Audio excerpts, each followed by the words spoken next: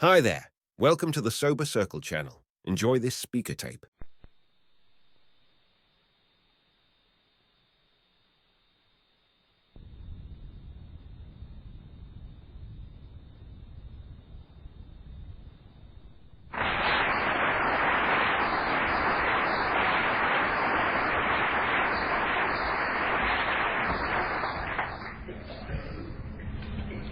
Hi, my name is Bob Olson. I'm an alcoholic.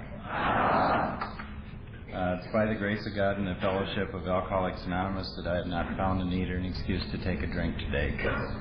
Nor have I found a need or an excuse to take a drink since May 28th, 1973.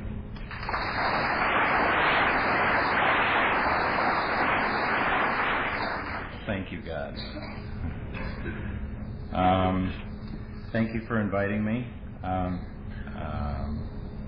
I have a special place in my heart for Texas. I've probably spoken more in Texas than anywhere else, and I'm always surprised and gratified by the enthusiasm and the warmth and the hospitality that you can find in Texas. Yesterday, yesterday morning, we started sitting around out here in the hallway, and some of you know Big Buck John out here from Albuquerque, and I'd met him some time ago, and it was the first chance I'd seen him in 8 or 9 years, and he asked me if I had gotten the obligatory tour of Amarillo yet, and I told him no, and he said, well, let's go take a look, and we went downtown, saw your tall building.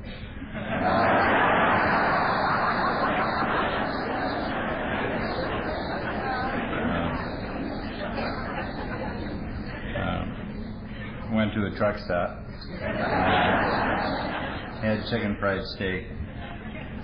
And then we were coming back, and I was once again surprised by the friendliness and enthusiasm of the people of Texas. We were coming down Amarillo Boulevard. And there were ladies waving to us.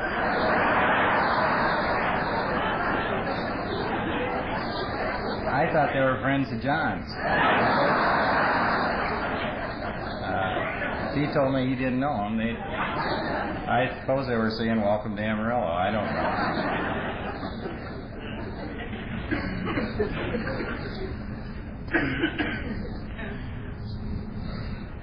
I'm a member of the Alcoholic Olsons from Madison, Wisconsin. We've been putting people in insane asylums and early graves for as long as we've been in this country, in every generation. The last one's my father. His name's Bob Olson, too. He lives at a place called the Grand Army Home in King, Wisconsin. He's paralyzed, he can't speak, and he is a victim of his alcoholism. When I was young, they used to compare me with him a lot if I was doing something that displeased someone. They'd say, you're going to grow up and be a bum just like your dad. My family has a heritage of that. Our heritage is failure and alcoholism.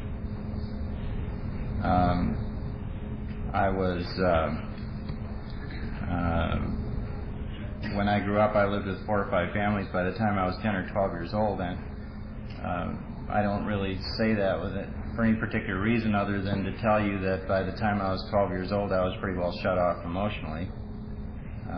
I had made a decision in there that I wasn't going to let anybody get too close to me anymore, and I'm still trying to reverse that decision. I had a pretty normal kind of Olson family. My dad was a physically abusive alcoholic. My mother was neurotic and suicidal. And when I did live with them, you were either ducking or trying to prevent one of them from killing somebody. When I was about 16, my mother had gotten married again. I was living with her and her new husband, who was another alcoholic. I had become a compulsive overachiever. I was a good student. I wanted to be all the success that my dad had never been. I wanted to be recognized, and I wanted to be good, and I wanted to be successful. One day I was on the football team, and I remember I was coming home one day, and I wanted to tell my mother that I had had some sort of success. I can't remember what it was, and I couldn't find her when I got home. I ran upstairs to see where she was. Ran into her bedroom, and she was sitting in the bedroom with a 9mm pistol in her ear, trying to kill herself. And I knew that the next thing I was going to see was about half her head going across the room. And she looked around when I came into the room and saw that I was there, and then turned back and tried to make the gun go off again. And that particular kind of weapon has a double safety system on it, and she just couldn't get it figured out. People, I had a series of circumstances like that I don't want to bore you with, but people after that could never figure out whether I was trying to be John Dillinger or Captain Marvel. When I was 17, I was vice president of the class. I was head of the Citizenship Club. I was head of the Luther League in my church. I started junior achievement in my hometown. I ran a gambling operation at a racetrack.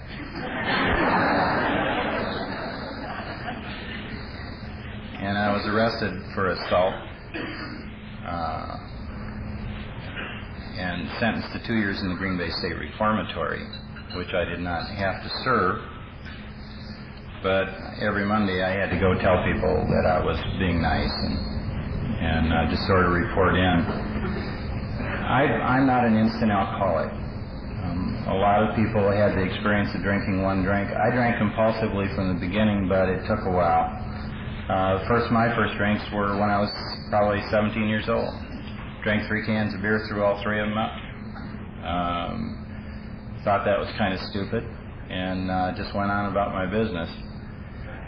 I went through the Navy, never got really too bent out of shape in the Navy, and came out, went to college, started getting in some trouble there, around finals usually. I went to the University of Wisconsin. I was in the top 3% at the University of Wisconsin scholastically, but I couldn't hold it together. I couldn't be in a room full of people. When they called my name, I couldn't raise my hand. I was in so much fear. I knew I didn't fit. I didn't know why. It just didn't feel good. I don't know whether I don't know how that kind of insanity and alcohol react, except I know they react. I know when you finally figure out that when you pour alcohol on top of those kinds of feelings that it makes them go away, that something happens to you, because it happened to me. And when it happened to me, I couldn't stop drinking. But it took a while. I married a lady that I had met in the Navy, and we went off to become successful in business. It was kind of hard to get a job in Wisconsin at that point in time. I finally got a job as working for a loan company. And what they wanted was somebody to go out and collect bills. I wasn't quite sure of that. I thought I was going to make worldly decisions or do something like that, and they just wanted somebody out chasing people down for money. And so I went out and did that. And I thought, well, what the hell, it's a job. I'll go out and do it, and I'll be successful at it. And so I went out and I tried to be a diplomat. I think I weighed about 180 pounds. And I would go out and explain very carefully to people why it was necessary for them to pay back the bills, pay back money that they had borrowed from this loan company. And some of them thought that was quite funny.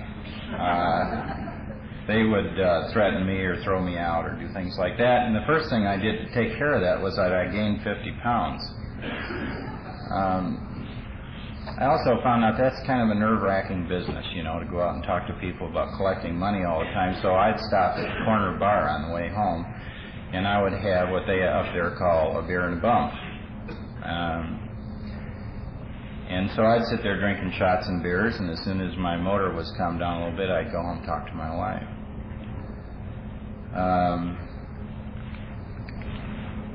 Something funny happens to me when I drink. My personality changes radically. I become abusive. I become all the things my father was. Thank God I never beat up my wife and I never beat up my kids, but I sure played hell with the people I was collecting money from. And I used to get home, and I'd be all right pretty much being angry, and then I'd get up angry when I didn't have a drink and be restless, irritable, and discontented until I could once again find the bar. I'm going to try and get through all this drunk stuff in about 10 or 15 minutes so I can talk about recovery, so just bear with me. By the time I was 22 or 23 years old, I was probably the best collector in that state. I collected money all the way from the north side of Chicago to upper Michigan. I found out that the more I drank, the crazier I got. I got to the point where I'd just kick in people's doors and beat them up against the wall until they gave me the money. You don't like to have 240-pound psychopaths standing on your front door asking for money. It got to the point where it was so bad that there were guys that would get the hives when they saw me. There were women who would break into tears. I came to the attention of a group of people in Chicago who had me doing some work for them. And then they sent one of my friends, in fact, my best friend in high school, to come and see me. He had become a real roaring success also. He was a pimp in Chicago.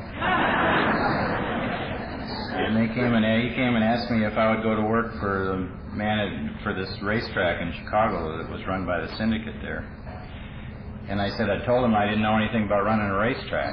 And he said, well, they don't want you to run the racetrack, they want you to just walk around with the guy that runs the racetrack. And I said, well, why would they ask me to do that? And he said, because you're crazy. Did you know that? You're just crazy. You do anything they'd ask you to do. They'll put a gun in your hand, and that's the kind of guy they want. At the same time, I was president of the JCs.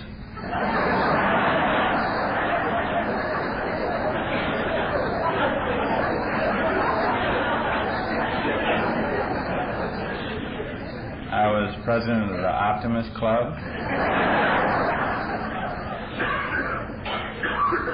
I was voted one of the outstanding young men of the community. And I was on the Governor's Committee for Mental Health.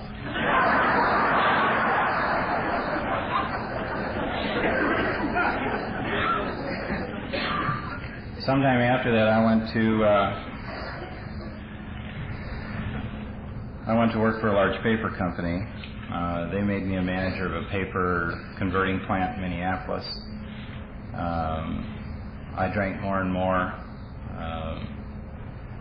Eventually, I came back to Wisconsin. I was introduced to a whole lot of social people around the community. Some of them were doctors. And they gave me open-ended prescriptions for tranquilizers because I was so nervous. I was so nervous because I was on the edge of DTs.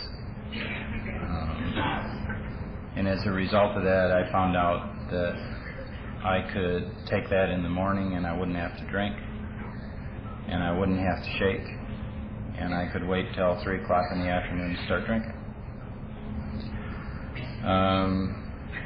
So besides drinking pretty near a bottle of booze every night, I took 30 to 50 milligrams of Librium every morning for 7 years.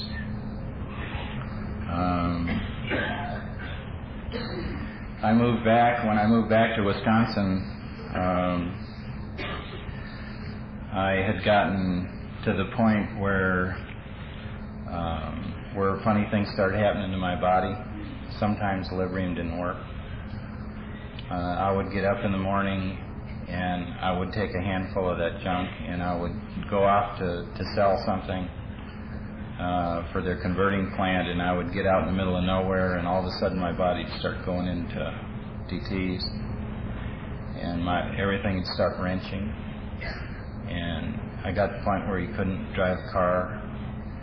And I'd pull over. The nice thing about Wisconsin is that there's a bar about every 150 yards. And I would run into this bar and I would sit down and order a shot and a beer and wait till a bartender turned the other way. You know, I could handle a glass of beer, but I couldn't handle a shot of booze. And I would try and get that into my mouth somehow. Just, you kind of lean down into it and turn over and get it all over everything and hope nobody's looking.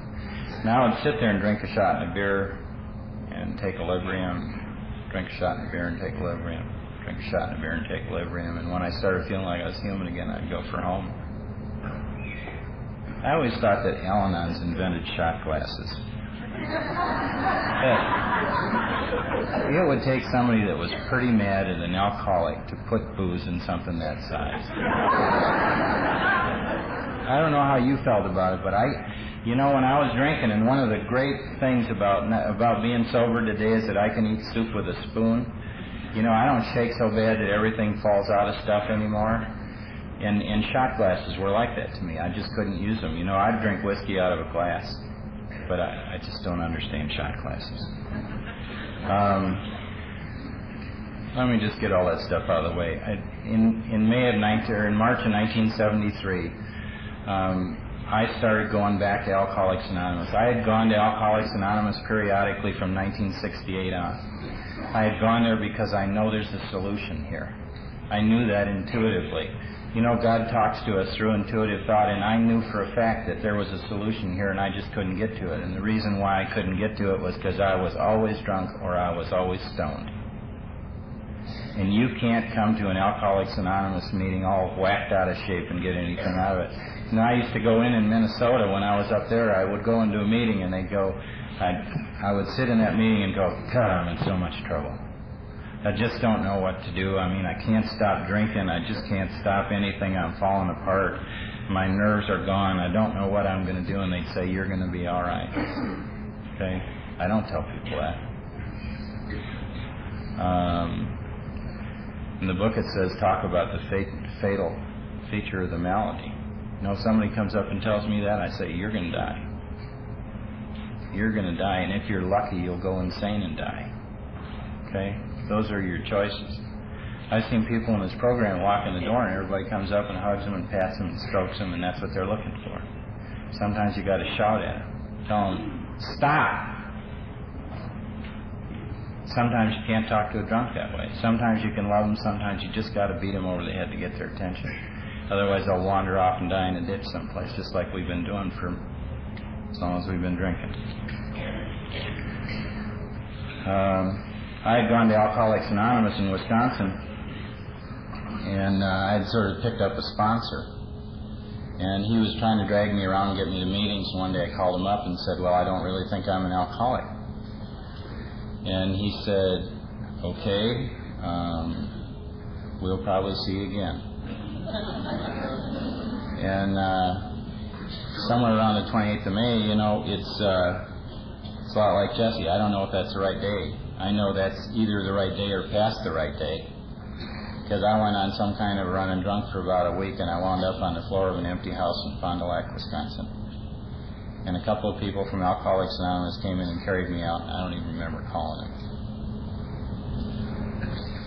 And after they found out that I was going to live, it was funny, and I remember part of that. I remember when they came out there, and the guy who was my sponsor, who was this old Irishman, he came in there and he was trying to get orange juice and stuff in me because I was shaking so bad, and he had this guy with him that he was taking on a 12-step call named Dick, and Dick had been sober maybe, I don't know, months. And so he was out there all bright-eyed and, wondering what the hell was going to happen. And they walked in there, and I'm shaking and doing all this stuff. And Leo's trying to pump orange juice and honey and stuff. I hope they don't do that anymore. That stuff is awful. And they're pumping this stuff in me, and Dick's going, oh my God, is he going to die? Is he going to go into DTs? Is he going to go into convulsions? What's he going to do? And after they found out that I wasn't going to die on that particular occasion, they took me over and put me in front of a priest who was running a halfway house in that town, and they fought me down in front of him, and he asked me a very important question. The question is, are you an alcoholic? And I told him yes, and it was the first time I ever really understood it. The book says we had to fully concede to our innermost selves that we're alcoholics. This is the first step in recovery, and then it says a delusion that we're like other people or presently maybe has to be smashed. He asked me about that. Do I think I'm like everybody else? No, I'm not. I'm an alcoholic, and every time I drink, I do something tragic or bizarre or hurtful or mean, and I do it to the people that I love. I do it to the closest ones around me. Those are the ones that are available. You know, what does that mean to me today? Well, I'm 14 and a half years sober. I'm going back through the work again today, and I do that almost every year. What does that mean to me today? Am I still powerless over alcohol? Go in the book, it has descriptions of types of alcoholics. Talks about the heavy drinker. And I have to go back there and look and say, am I a heavy drinker? Heavy drinkers wind up in hospitals. Heavy drinkers wind up in broken relationships. Heavy drinkers wind up in automobile accidents. Heavy drinkers wind up in treatment centers. Am I a heavy drinker? You know, the differentiation between a heavy drinker and an alcoholic is that if there is a sufficient reason, a heavy drinker can stop. And there is absolutely nothing that would stop me. I don't care if everybody left. I don't care if I got fired. I don't care what. I don't care if it was going to kill me. I knew that. I went to a doctor in Minnesota one time and went in there and I said, I don't feel too well. And he said, so they did all these studies on me. And he said, well, I don't know what you're doing, but if you continue to do it, I'll guarantee you that that 80% you're going to have a stroke or a heart attack in the next 4 years. He said, you also have a liver like a football. And I thought, well, I don't think so. So I went across town to this other doctor, and I went through the whole battery of tests all over again without telling him about the first guy. And this guy, after the test, came back and he said, I don't know what you're doing, but if you continue to do it, your chances of a heart attack or a stroke are 80% in the next 4 years. And I thought, he's been talking to that other side. It must be a conspiracy.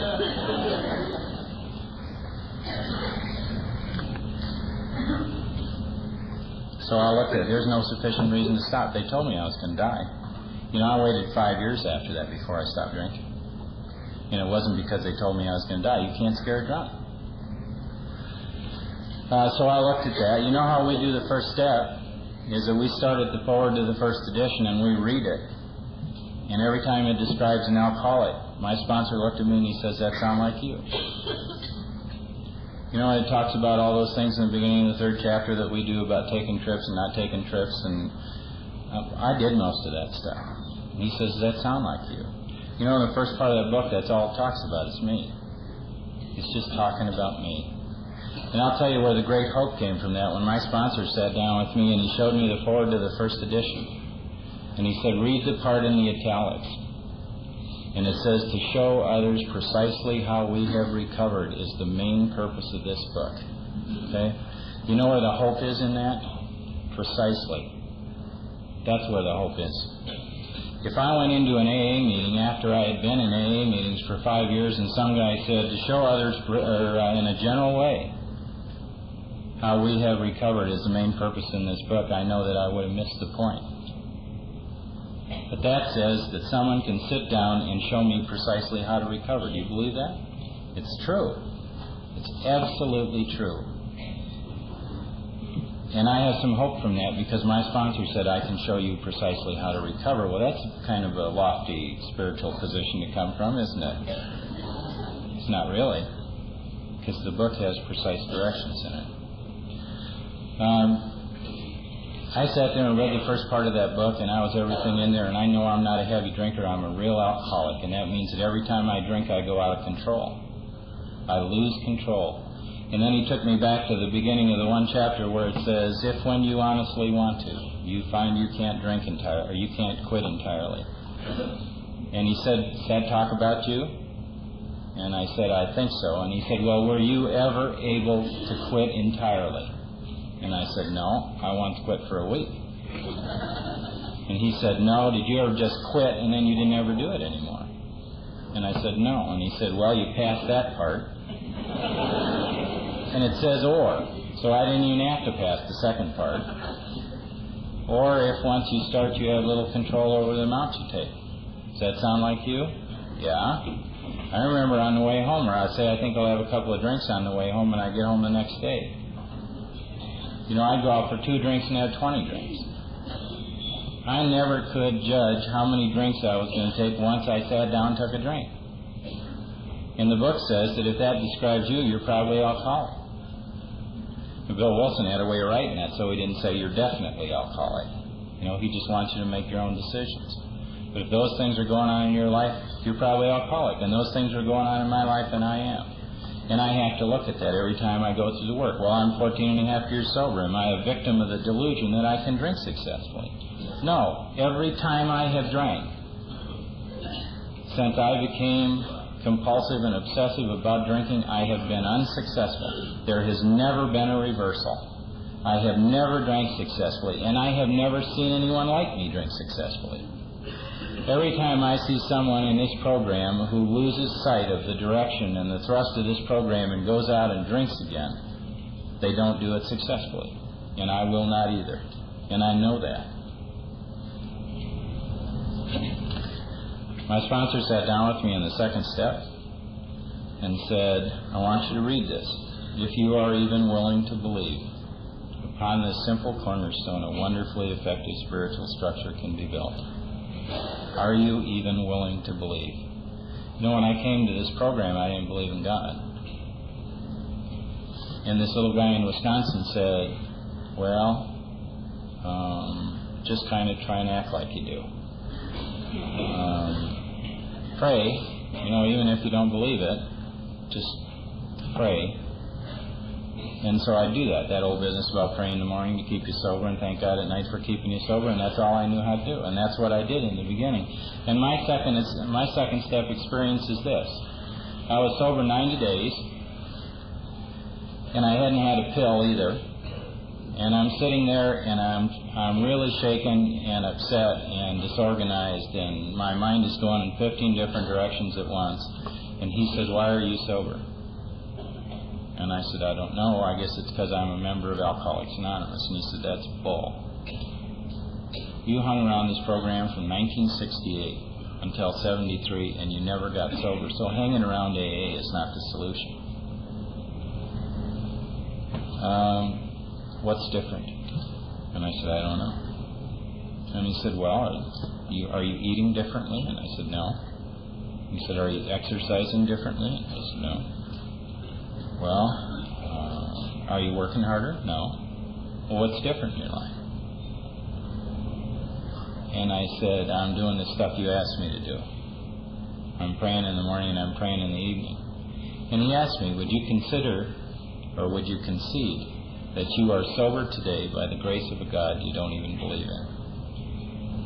And it's true.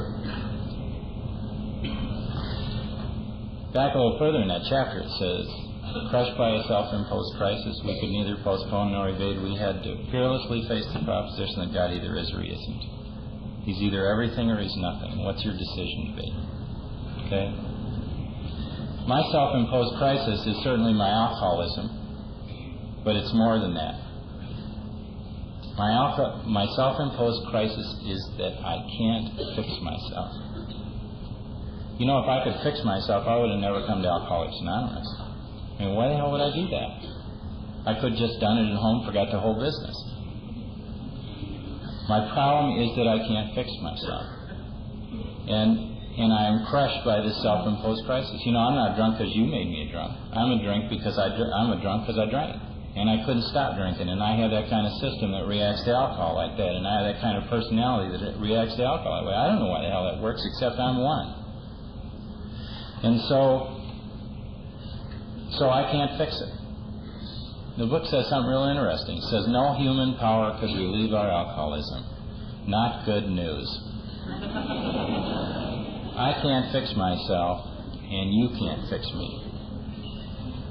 If I can't fix me, and you can't fix me, who's going to fix me? The book says something very interesting here. It says, here we are squarely confronted with the issue of faith. Okay? You know why? Because if there isn't a God there, anybody else fixes.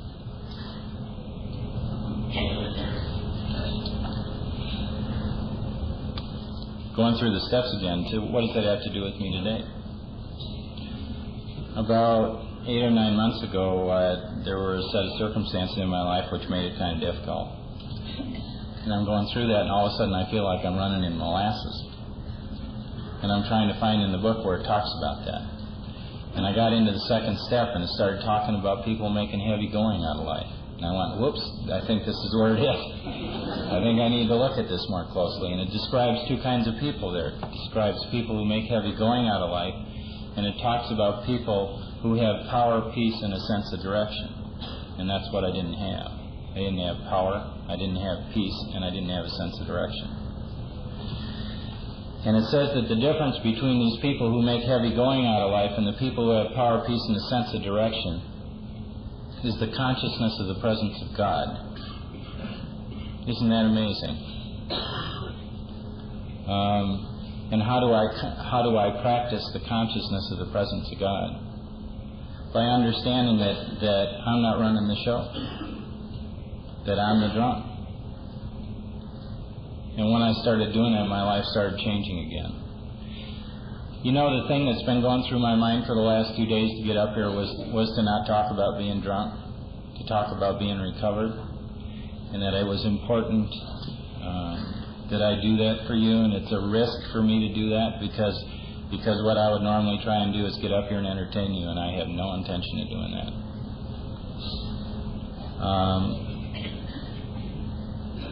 The thing that's been going through my mind for the last 2 days is the spiritual life is not a theory. Okay? You have to live it. And if the spiritual life is not a theory and I have to live it, the only thing I know about spirituality are the steps of this program. And I will tell you that the problem has not changed. My alcoholism has not changed. And just as well, the solution has not changed. You know that my experience is that at 14 and a half years sober, I think about going back through the steps, and I think, why the hell should I have to do that? I mean, I've been doing that for all this time. And I've done it, you know, I've just done it ad nauseum. I've written inventories, and I don't like to write inventories. And I don't like to make amends. I don't like to go to people with my hat in my hand and tell them that I regret having done what I did, and I'm willing to do anything to set the book straight. I just don't like to do it. But the spiritual life is not a theory. And someone asked me about 2 months ago if my life was really the way I wanted it to be. And I have to tell you right from the beginning that today, if I were to choose my life, it would be exactly the way it is. And this is the first time in my life within the last 2 years that I can remember that. Okay? If I wanted my life in a particular manner, I would live in the house I live in with the woman that I live with, and work for the company I work for, and every other part of my life would be just exactly the way it is today. And it's a challenge, and I love it, and it's all because I had the willingness to practice this program, and I know that. I am dogmatic. I work steps as hard as anybody I know, and I go back and back and back and do it. And I know that everything that I have done for the last 14 and a half years has served absolutely no purpose except to show God that I was willing to participate. And everything that I have is a gift.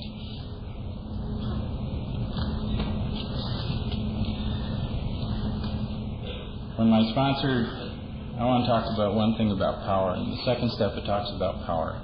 You know, you go into that book and it says, you know, you get a drunk, and they go, my life's falling apart, my wife left me, I got fired from my job, I don't have any money, don't have any place to live, don't have a car, my clothes are falling off my back, I'm dirty, I need a shower, I don't know what the hell's going on. You say, tell me about the power in your life. Okay? The book says lack of power is our dilemma. Whoa, that should be obvious. How are we to find such power? It says that's what the book's about also. It's about finding a power greater than ourselves. If you read the book and you look about power, and I've never met a drunk that wasn't power hungry, including myself. First it says lack of power is our dilemma, and then it says we can find power in the book. And then it starts talking about the second step, and it says we find power, peace, and a sense of direction. Also talks about new power flowing in. And then it says whose power it is. It says that power which is God's. And then it says what you can do with it. It says, it's talking about people who laugh about funny things in meetings. It said, why shouldn't we? We have recovered and we've been given the power to help others. Okay? There's not one place in that book that says I have the power to help myself. It says I have the power to help you. Not fix you, but help you. When we got into the third step, he showed me this business about selfishness, self-centeredness. That's the root of my problem. My problem is not the bottle. That's just a symptom. My problem is that I'm selfish, I'm self-centered, I'm resentful, I'm afraid, and if I deal with those things which seem to have absolutely nothing to do with my alcoholism, I don't have to drink anymore. And more importantly, I don't have to want to drink anymore.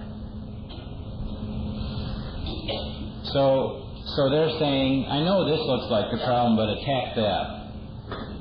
Okay? And I did it. And everything you do in this program is an act of faith. So I went over and I started attacking this, and this started getting better. Talks about an actor. So here's this actor. He wants to run the whole show. And everybody just kind of goes over that. And it says, here's this actor wants to handle the staging and the other actors and all the rest of this. And you know what people don't read? It doesn't say director there. It says actor. This guy could be some little bit part player. And he's telling everybody what to do. That's what he wants to do, and that's the perfect description of an alcoholic. It's the perfect description of me. You don't want to control everything around me. If you guys just stay where you are, this thing would work perfectly. My sponsor sat down with me and he said, I want you to read that third step prayer, and I want you to consider it before you take it. And when you take it, I want you to understand what's going to happen. Because when you make that decision, your life is going to change, and if anybody tells you anything differently, they're mistaken. But before you do that, understand it. And he sat down with me and went through, God, I offer myself to thee to build with me and to do with me as thou wilt. And he said that's anything that he will. That means he can strike you dead, he can give you AIDS, he can do anything he wants. He can take your children away from you, he can put you in China, he can go anywhere he wants, he can have you living in a cave for the rest of your life, he can have you successful in your own terms, but it's his choice. And if you did such a damn good job about your life, why would you not want him to get into the act? And so I sat there and considered it. Relieve me of the bondage of self, that I may better do thy will.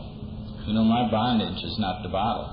My bondage is that I can't see you because I'm so busy looking at me. Take away my difficulties, that victory over them may bear witness to those I would help with thy love, thy power, and thy way of life. May I do thy will always. You know what bearing witness means? It means being an example. That's what it means. God's going to take away my difficulties, and he's going to let me be an example to you of what you can find in this program.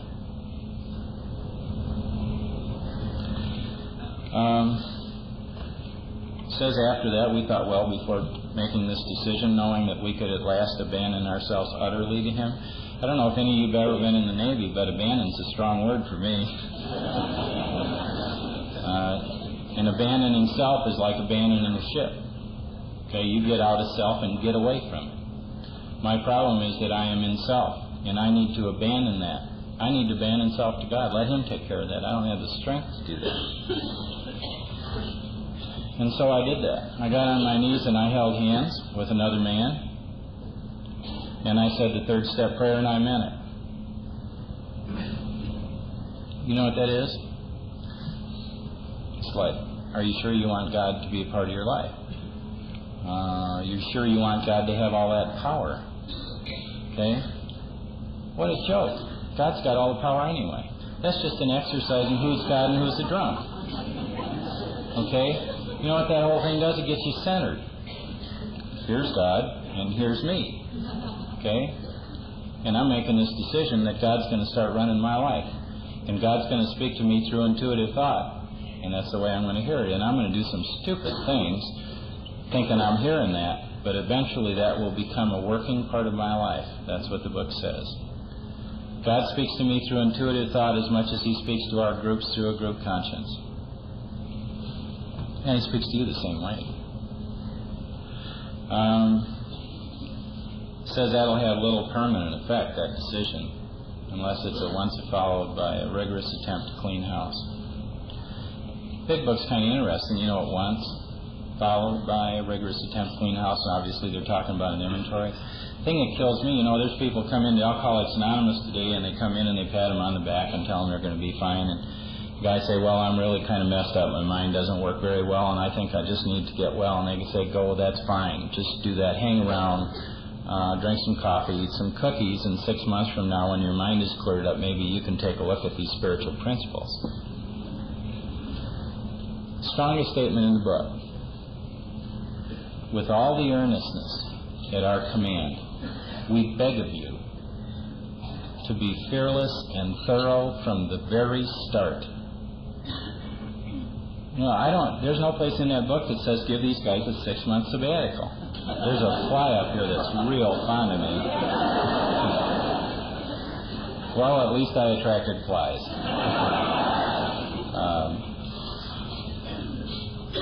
There's no place in the book that says take some time off. There's no place in between any of the 12 steps that says, okay, now rest up because that last one was tough. Okay? The spiritual life is not a theory. We have to live it. So we launched into an inventory, and I wrote down this list of all these people, this grudge list, people that I had resentments against, why I was mad at them, what it affected, my self-esteem, security, ambitions, personal and sex relations, fear. And I wrote because of this, because of that. And then it says you come back and you see where you were selfish, dishonest, self-seeking, or frightened in each one of those situations. And I did that. I got hung up on the fear inventory. It just says right down what it says. It says you write down the things you're afraid of, actually. So my sponsor came up to me and he said, well, what are you afraid of? And I said, I don't think I'm afraid of anything. And he said, oh. That's not in keeping with what it says here. Actually, what it says here is fear is an evil and corroding thread. The fabric of our existence is shot through with it. And if I'm an alcoholic, you can bet your bottom dollar that the fabric of my existence is shot through with it. And so he said, well, how about snakes? And I said, what kind of snakes?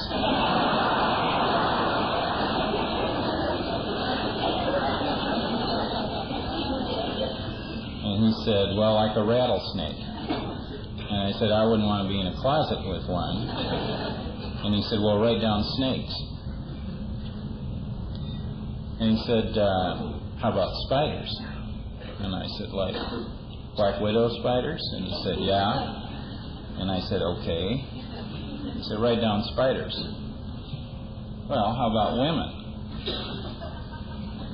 I always was just a little afraid of women.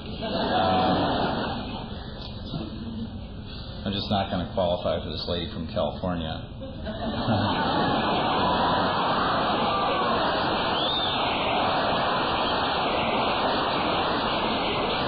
Well, there goes my trip to Dana Point.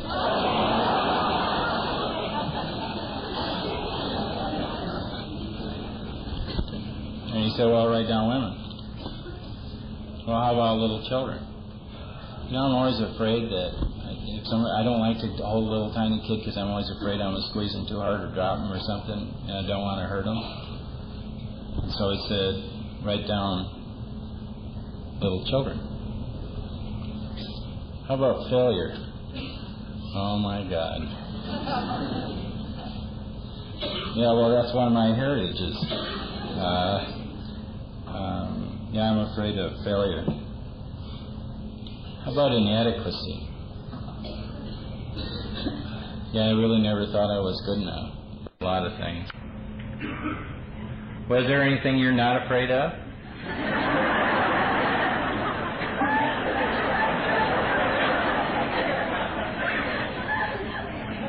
I don't think so.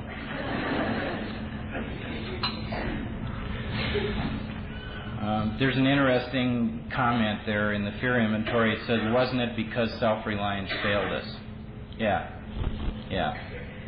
Left to my own devices with the absence of God, that everything was on my fear inventory I had every right to be afraid of. But if I turn that around and I say that I am standing in God's presence, what do I have to be afraid of? There's nothing to get through that. When I was going through that this time, I'm looking at it and I'm seeing a real incongruous statement, a paradox. Men of faith have courage. It's in the fear inventory. Why? Why would men of faith have courage? Men who have all this faith don't need courage. Okay? I mean, why would I need it? If I have all this faith, I just have the faith to do what I need. I sure don't need courage. You know why I need courage? Because my faith isn't perfect. You know what the next question is? How much do I get? Well, I'll tell you what I want. I want lots. You know what I get? Just enough. When we were talking before this meeting and they said, how do you feel about this? And I said, well, it's a lot like writing inventory. You just go do it. You know, that's the way I feel about that. That sometimes you just go do it. And sometimes I only have enough courage to get my one foot in front of the other. But getting one foot in front of the other has got me through this program. You know, when I had to go make amends to some of these people that I had cheated or beat up, I sure didn't want to be there. And it took every bit of courage that God could give me to get there. And I never knew I had that kind of courage until I got one foot out.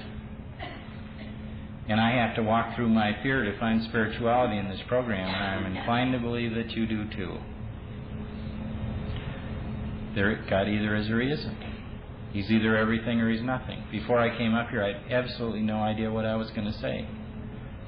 I'm as surprised that this as you are. I was kind of curious about what the message was this morning. I'm still kind of curious.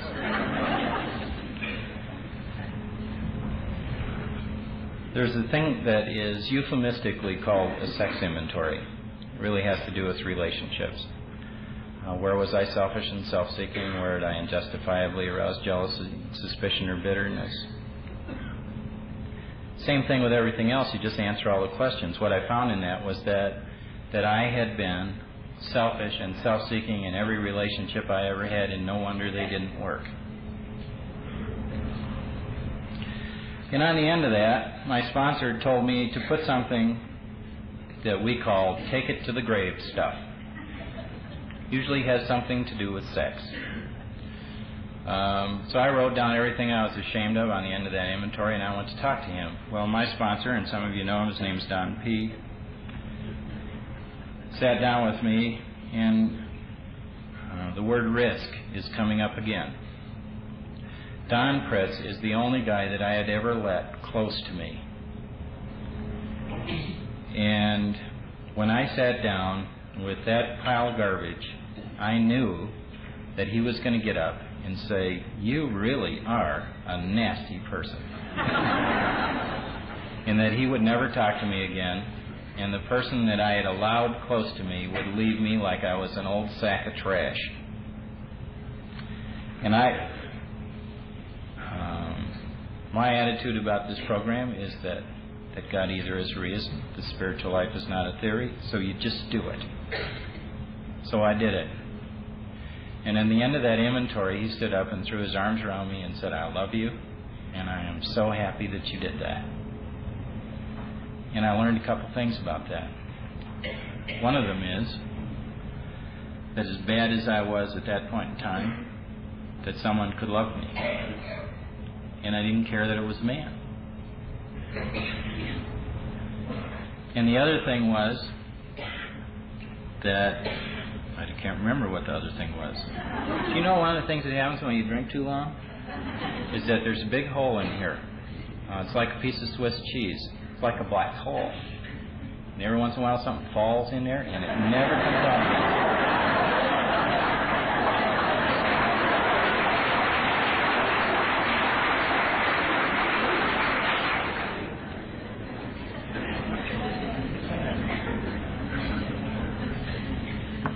I never had to be anything again for you that I wasn't. What a freedom. You know, you just get to see Bob Olson up here. I don't have to be anything more or anything less than I am today for you, and it's all right. It doesn't mean all of you have to like it. It just means that that's what it is. And I do not have to run around sticking all this stuff up, all these personas in front of me anymore so you can't see who I am. This is who I am. I went home, did what the book says. In fact, it says taking the book down from the shelf. So I went home, put it on the shelf. So you might notice that I am just slightly dogmatic about this program. I am a fundamentalist at heart. I have always been that way. Took the book down from the shelf. I reviewed the first 5 proposals to see whether I had not made cement out of sand or mortar out of sand or whatever that says. And then I took a look at the 6th step and asked for the willingness to be rid of all those things which have kept me from the sunlight of the Spirit.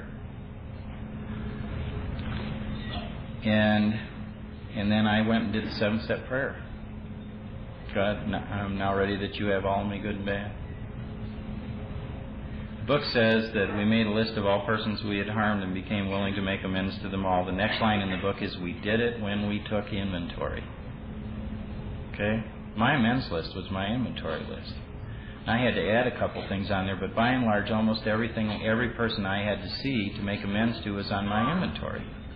Was that ever neat? I mean, I did a lot of that work without even knowing it. And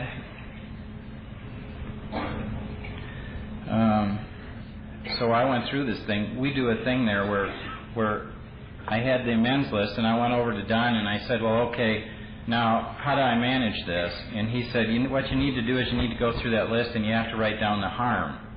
Okay? Write down the harm in every one of those, and so you know what you're making amends for. Because if you're just going out there and going, I really know I did something bad to you, but I'm not sure what it was, that's not a very effective way to do that. So write down the harm, and then we'll talk about how to do that. And you need to keep the other person foremost in mind, that you're not going to harm them any further by doing this to them. So I went through this whole thing, and I had a pile of financial amends. I think I owed $15,000. And when it got down to my dad, actually, 15 years ago, $15,000 for me was, you don't just, that stuff doesn't grow on trees. When it got down to my dad, I said, well, look, my dad's in this army home up here, and he can't talk, and he's not supposed to be capable of any kind of continuous thought or anything. So I know that I've harmed him. I found out that I'd harmed him by holding him at arm's length my whole life because of his alcoholism. I never tried to understand that. All I wanted was him away from me. And I didn't like him. I just didn't want to be around him. He was every bad thing in my life. And I found out he wasn't every bad thing in my life, and that he was reacting to his alcoholism. And all the chaos that he provided in my life was because of his alcoholism. And I met guys that knew him before he was really a bad drunk, and they said, your dad was one of the nicest guys you'd ever meet until he drank. It's the same thing they said about me. And I said, but I don't have to go make amends to him because he wouldn't understand. And Don said, well, you'd weasel out of that just like you weasel out every other damn thing in your life. This says that you go off and clean off your side of the street, and it makes absolutely no difference whether he understands or he doesn't. So just get in your car, go to Wisconsin, and make amends to him. So I did that. And I went to the Grand Army Home in King, Wisconsin, and I walked in there, and here's this little old man that I hadn't seen in about 10 years in a wheelchair, sort of parked in the corner. And I went up to him and I said, hi, I'm your son Bob. And he kind of looked up, and what they were telling me wasn't the truth. He understood. I could see that. And I said, I need to talk about some stuff with you. And I took him off in this room. I wheeled him in there, and I said, I need to make amends to you because I have caused harm in your life. And the harm that I've caused you is that I did not understand your alcoholism. I didn't know you had to do that stuff. I just didn't understand your alcoholism until it was our alcoholism. And I regret having done that. And I am willing to do anything that I need to do to balance the books. And he understood that. When I told him that I was drunk, he got real sad. He'd been a drunk all his life. The only reason why he wasn't drinking there is because he couldn't get out of his wheelchair to drink. And he knew all the anguish and all the pain and all the fear and all the bullshit that we feel because we're alcoholics. And he was very sad about it. And I told him that I had quit and that I had found the solution. Part of the solution was to come and talk to him about what I needed to do to balance the books. And he became very excited and very animated. And I thank God I did that. I went to his brother. He's an entirely different kind of person who didn't drink a whole lot. Was the officer in a bank all his life and everything. His name's Leif. I went to my Uncle Leif and I said, I'm in trouble financially, Leif. And he said, well, what's the problem? And I showed it to him and he said, how'd you get that far in? And I said, well, I'm an alcoholic. And it just took that to keep going. Now, how do I get out of it? And he said, well, it's fairly simple. You just start paying now, and you pay till it's done.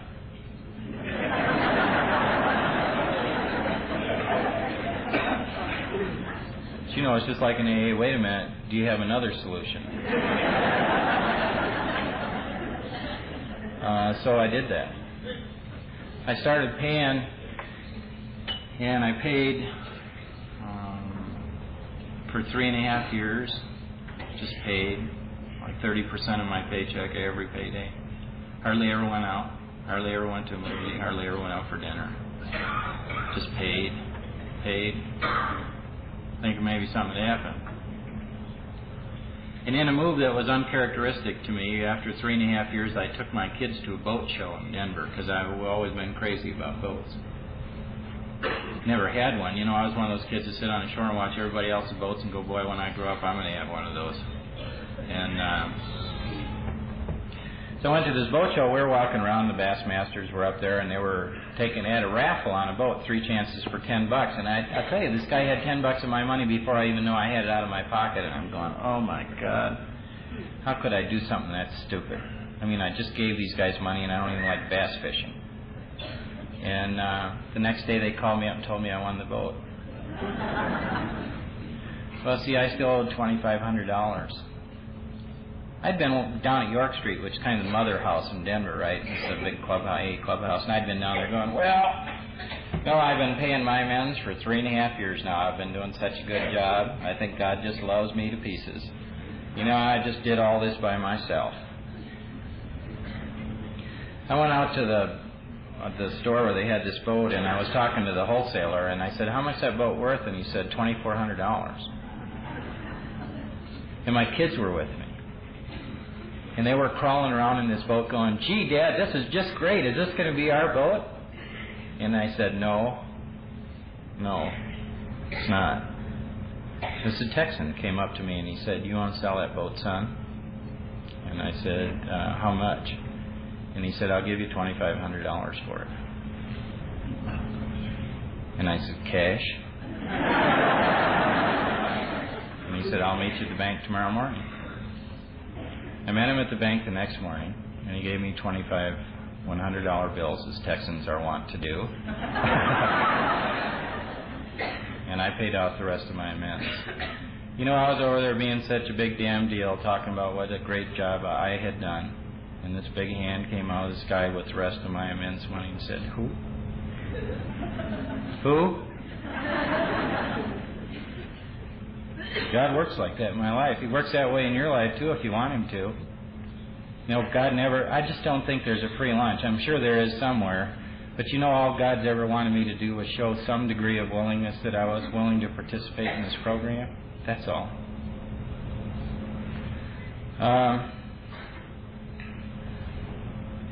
10 says, continue to watch. There's the steps that we read on the wall, and then there's the instructions. And the instructions for the 10th step says, continue to watch for selfishness, dishonesty, resentment, and fear, and when you see it, ask God to remove it immediately. Talk to someone about it, and if you've harmed someone, make amends to them. And then turn your thoughts to someone you can help. Actually, it says turn your thoughts something. It's like vigorously. I can't remember the word. And you know what the beauty is in that? The beauty is turning your thoughts. You know, my problem, I don't care what step I'm on, my problem is still that I'm selfish and I'm self-centered. And that my problem is that I turn inward instead of outward. And one of the great things that you can learn in this program is turning your thoughts. Resolutely is the term, by the way. Resolutely turn your thoughts to someone you can help.